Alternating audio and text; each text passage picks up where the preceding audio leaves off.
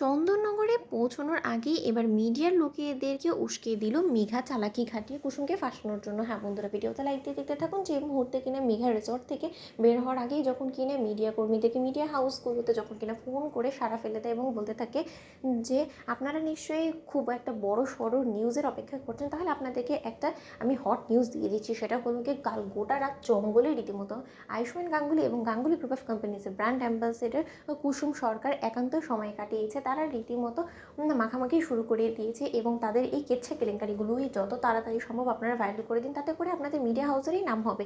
ঠিক সেই মুহূর্তে যখন কিনা প্রেস মিডিয়ারা রীতিমতো চন্দননগরে গোটা গাঙ্গুলি বাড়িটাকে ঘিরে ফেলে এবং তার পর মুহূর্তে যখন কিনা আয়ুষ কুসুম এবং মেঘা যখন কিনা বাড়ি ফিরে আসে এবং বাড়ির গেটেই যখন কিনা এক পর্যায়ে মিডিয়া কর্মীরা ঝাঁপিয়ে পড়ে আয়ুষের ওপরে, ঠিক তার পর মুহূর্তে আয়ুষ বলতে থাকে যে কী ব্যাপার, এখানে কী হচ্ছে সেটা তো আমি বুঝতে পারছি। অন্যদিকে মীনাক্ষী যখন কিনা বলতে থাকে যে দেখেছো তো দিদি, যে জিনিসটা ভয় পাচ্ছিলাম সেটাই হলো, মিডিয়াতে রীতিমতো কেউ বা কারা এই খবরটা রটিয়ে দিয়েছে। এবার নিশ্চয়ই তুমি বুঝতে পারছো যে এই কেচ্ছা কেলেঙ্কারি হতে আর বাদ পড়বে না কোনো কিছু। আমাদের মান সম্মান সমস্ত কিছু এই কাজের মেয়ে কুসুমের জন্য ধূলিসাৎ হয়ে গেলে, অ্যাওয়ার্ড তো পেলোই না, বরঞ্চ আমাদের মান সম্মান সব কিছু ডুবিয়ে দিল। ঠিক সেই মুহূর্তে যখন কিনা ইন্দ্রাণী গাঙ্গুলি বলতে থাকে যে কী হচ্ছে এই সমস্ত কিছু, বলুন তো কেন ওদের পথ আটকিয়েছেন আপনারা। ঠিক সেই মুহূর্তে যখন কিনা প্রেস মিডিয়ার লোকেরা বলতে থাকে যে মিসেস ইন্দ্রাণী গাঙ্গুলি, আপনার ছেলে রীতিমতো ভালো মানুষের মুখোশের আড়ালে পোস্টি নষ্টি করে বেড়াচ্ছে, সে রীতিমতো একটা মেয়ে জীবন নিয়ে খেলছে। এবং তার থেকেও বড় কথা, কাল গোটা রাত গাঙ্গুলি গ্রুপ অফ কোম্পানিজের সিইও এবং গাঙ্গুলি গ্রুপ অফ কোম্পানিজের ব্র্যান্ড অ্যাম্বাসেডর কুসুম সরকার একসঙ্গে গোটা জঙ্গলে রীতিমতো দাপিয়ে বেরিয়েছে এবং তারা একসঙ্গে রাত কাটিয়েছে। এই সমস্ত কিছুতে একটাতে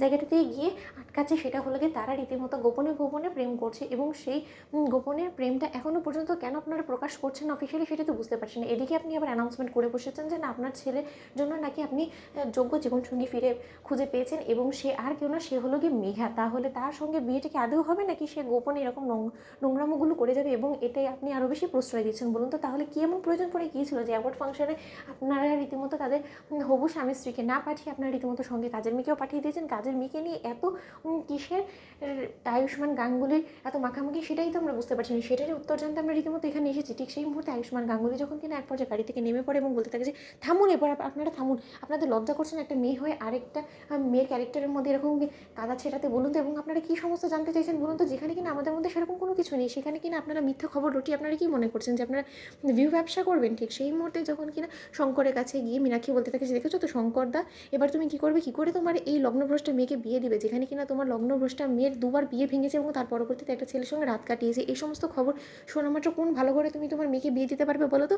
এবার তোমার মেয়ের একটা কোনো না কোনো গতি করো শঙ্করদা, নয়তো বা খবর আছে তোমার। ঠিক সেই মুহূর্তে শঙ্কর এক পর্যায়ে কুসুমকে সমস্ত লোকেদের সামনে সপাটে চড় মেরে বলতে থাকে যে তোর লজ্জা করে না তো? বন্ধুরা লাইক কমেন্ট শেয়ার করে সাবস্ক্রাইব করো।